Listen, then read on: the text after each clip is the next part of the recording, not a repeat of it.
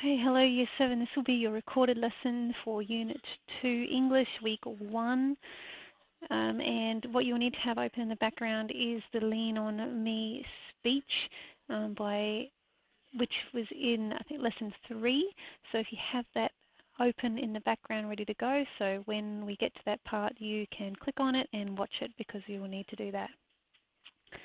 Okay, what are we going to do in this unit? We have a brand new unit, Unit 2, and we're going to be looking at putting into practice the techniques that we learned about in Unit 1, okay, the persuasive techniques that we learned about in Unit 1.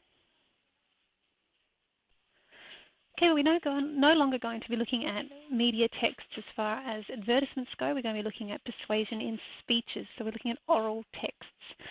So in this unit, we're going to read, view, and listen to speeches. The speeches are going to be done in different contexts, so that means in different situations, by different people, for different audiences, okay, for different reasons. And then finally, all of them are going to have the purpose of persuading the audience to see a particular point of view or to act in a certain way. Some of your speeches will involve perhaps army generals trying to persuade their armies to go and fight the hardest they can for their countries. Some of the speeches will be to persuade students to actually become responsible for their own learning. And some speeches aren't so serious. Now you will have some assessment in this unit. Last unit you only had a monitoring task. This one you actually will have assessment that will be going towards your report card. Okay, so it's called a summative assessment. First thing you will be doing is a monitoring task. The monitoring task is a comprehension task where you'll be asked to read over a speech and answer questions about it. And the whole idea of it is to see how well you can understand what you are reading and listening to. Your main assessment task, which is the one that goes toward your report, is where you will actually be using the persuasive techniques that you learn about to write a persuasive speech, and then for a specific target audience, for a specific purpose. So maybe you're going to be motivating someone, maybe you're going to be inspiring someone. That's going to be up to you. And finally, there is a spoken element to this. You will actually need to read your speech. So you will have to work on your voice as well and using your voice to persuade. Perhaps that might involve using techniques such as pausing, emphasis, or slowing yourself down to exaggerate. Okay, so this lesson is going to basically be about giving you an overview from lessons 1 to 3 for this week. So we're not going to be going into a lot of detail. You will still be required to complete lessons 1 to 3 for English. For the first 2 lessons, you're going to be expected to read extracts from motivational speeches. So they've been chosen from different contexts, but in this case you'll find that a lot of them in lesson 1 and 2 are about persuading people to fight in a war or to fight for their country.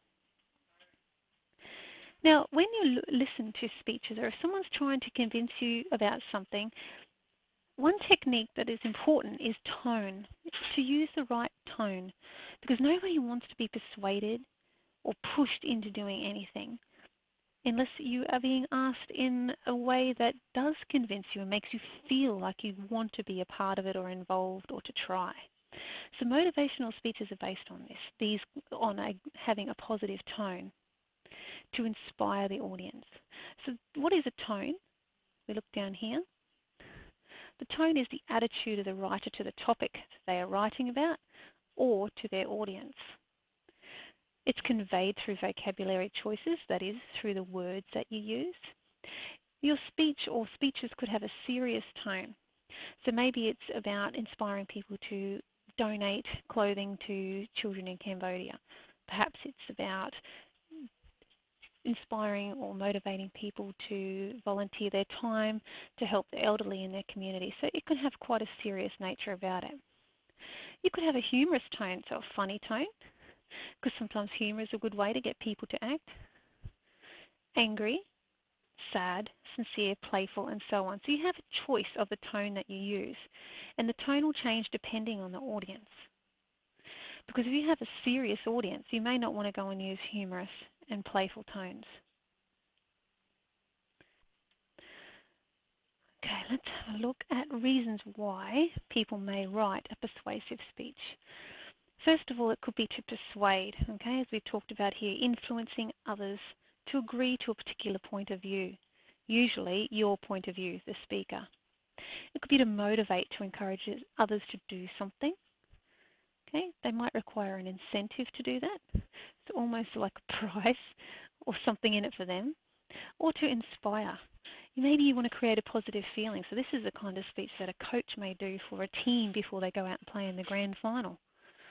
It might be to inspire them. So there's 3 reasons why you may write a persuasive speech.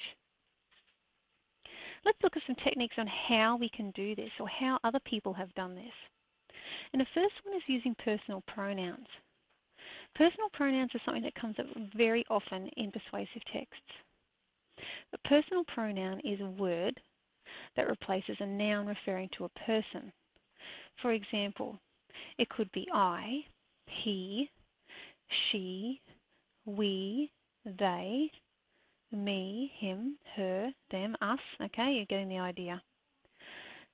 And you'll notice a difference between using a personal pronoun. You'll notice a difference when you use different personal pronouns and the impact they can have on an audience. So, for example, you could notice a difference between these 2 sentences down the bottom, or these 2 pieces of text, sorry. So for starters, let's look for the personal pronouns here.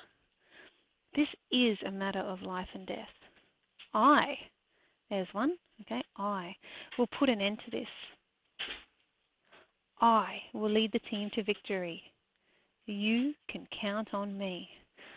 Okay, so the personal pronouns of I and you have been used in this text.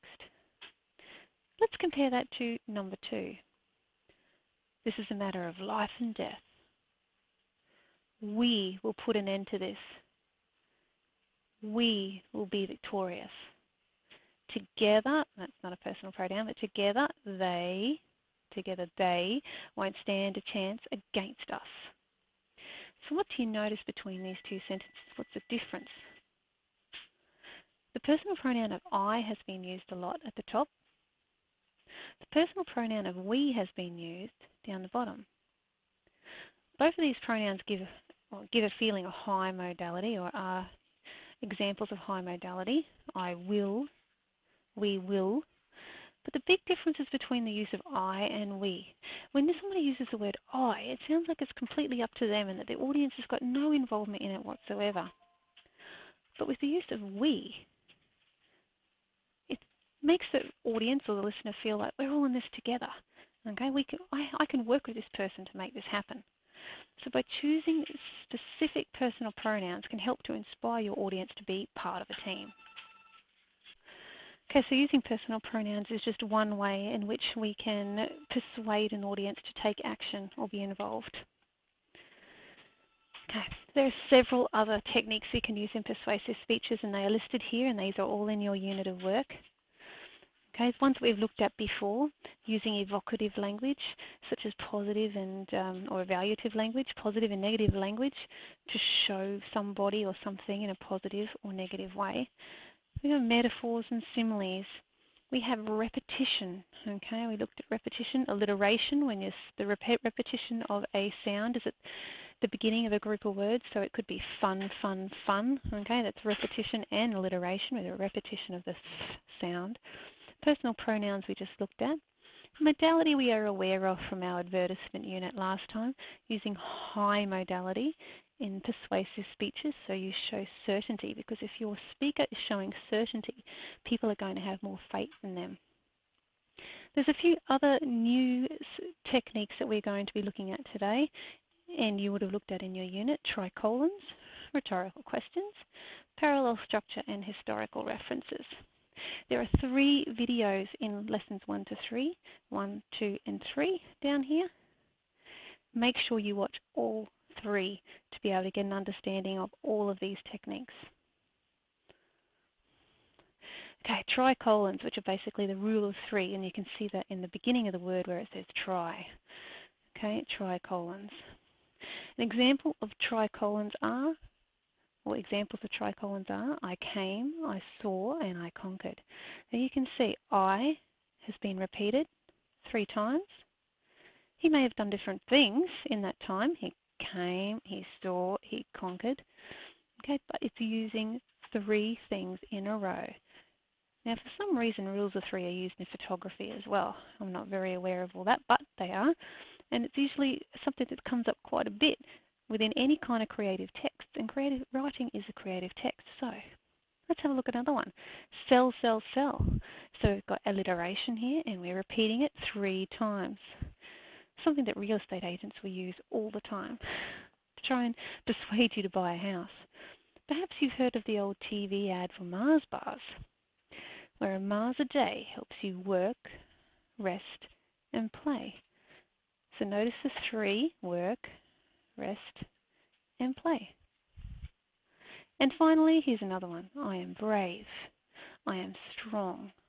I can do this, which is similar to the top. But the repetition of 3 is enough. If you go on longer than that, the audience may get a little bit disinterested or think, oh really, a bit of overkill. But 3 is effective for your audience. So remember a tricolon when it comes to one of the persuasive techniques to be used in your speech. Parallel structure is another. Parallel structure is when 2 examples of the same idea, or an idea is presented in 2 different ways but next to each other. So on this side over here, okay, you will see we have an example. We play like warriors, we win like heroes. Okay, it's based on winning here for the team, and playing like warriors and winning like heroes are related ideas, and they're presented side by side. It's almost like a tricolon, but it's only got 2.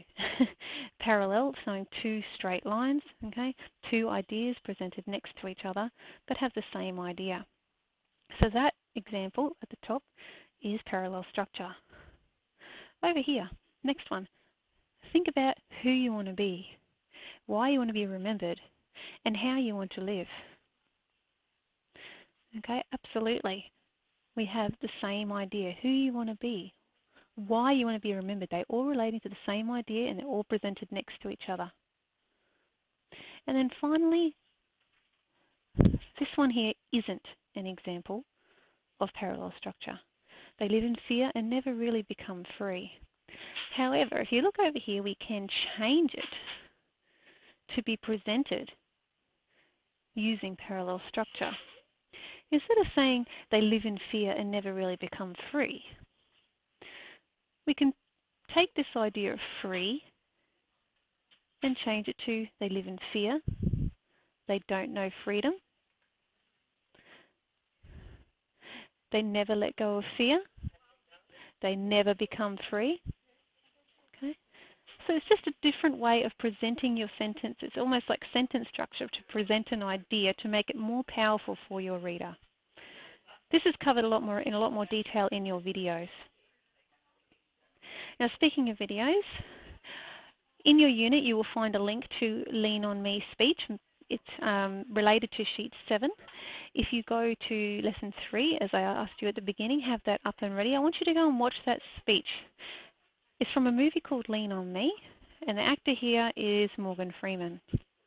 And he is about to dismiss all the people at a school who are holding back the other students at the school due to their behaviour, a lack of attendance, or just downright nastiness. So this is a send-in. Sheet 7 is a send-in to me to show your understanding of the speech. But when you're watching it, I want you to look for some of the persuasive techniques that you've learned about. So you should have watched those 3 videos by now. You should know about tricolons and parallel structure. Okay. There's some other interesting techniques that Morgan Freeman uses in this speech that we will look at as well. You will cover those when it comes to sheet 7. Go ahead and pause this video. Just pause this video, watch the speech, and then come back. All right, now here is a sampler of sheet 7. You're going to be looking for the persuasive techniques and language features and the text structure used in Morgan Freeman's, or looking at those features of Morgan Freeman's speech. Sheet 7 will ask you to identify where repetition has been used, modality, metaphors, personal pronouns, rhetorical questions. Okay? Identify those techniques. Now in this column, where it says persuasive device, repetition, this is where you will actually write the words that were said in the speech. So maybe it was something along the lines of, you will. Okay. Okay. And then maybe he says it again, you will, and give them 3 instructions. Might be 2 instructions. Anywhere where repetition has been used. So you're going to have to go and re-watch the speech with this sheet in your hand. Modality. Where has he used high modality? It could be the same example that you've used in repetition. There's a metaphor used in the speech where he refers to the students as ghosts. Okay, he said, you are going to be my ghosts. This is a metaphor because he wants them to become resurrected. He wants them to take responsibility for their own learning. Personal pronouns. What personal pronouns does he use? Does he use I? Does he use we? Okay, I to command attention. You will listen to me. We to band together as a group. What rhetorical questions does he use? Questions that don't require an answer. The other thing you're going to notice when you watch the speech, or when you've re-watched the speech, is that he's actually based the text structure or the structure of the speech on what was Eastwood High like? What is Eastwood High like now? And what he sees Eastwood High is going to be like in the future once his plans are implemented. So this is a really good way to structure a speech. Tell people what was, what is now, and what will be in the future, so they can think about and see the change. And lastly, something else to consider. Why does the speaker mostly use short sentences in this speech? Short sentences build up urgency. Think of the audience he's got there, a very wide audience of students. If he starts using long sentences, the students are going to get bored. By using short sentences, he's building up the tension. By using short sentences, they actually are listening to his instructions. Okay, so that's something you may want to consider when you're writing your own speech too. All right, so get sheet 7 into me. And finally is just a few things to remember from lessons 1 to 3. Practice your speaking skills. Okay, practice makes perfect, and practice makes a difference. There's my tricolon for the day. Keep the glossary from this unit stuck up on the wall. Don't keep it in the unit book. There is no point of it being there. Get it out. Stick it up on the wall so you can remember the persuasive techniques that are used or that you need to refer to when you're answering your questions and writing your speech. Use a structure when writing your speech. Will it be like Morgan Freeman's when you're saying what was, what is, and what will be? Whatever it is, make sure you have a structure. Have a clear orientation to motivate, inspire, or persuade. Your orientation could be a quote. It could be a statistic. It could just be a command and a short sentence to get everyone's attention. But use one of the techniques that you're learning about. Make sure your language choices suit the audience that you are trying to motivate or inspire. Because if you're talking to a bunch of students, you don't want to go and use a whole heap of language that they may not understand. Not to motivate them or persuade them in this case. But if you're speaking to a bunch of professionals, then perhaps you will be using formal language. Consider using past, present, and future, which we just talked about. What was, what is, and what will be as a structure for your speech. Okay, and I'll talk to you next week. Bye.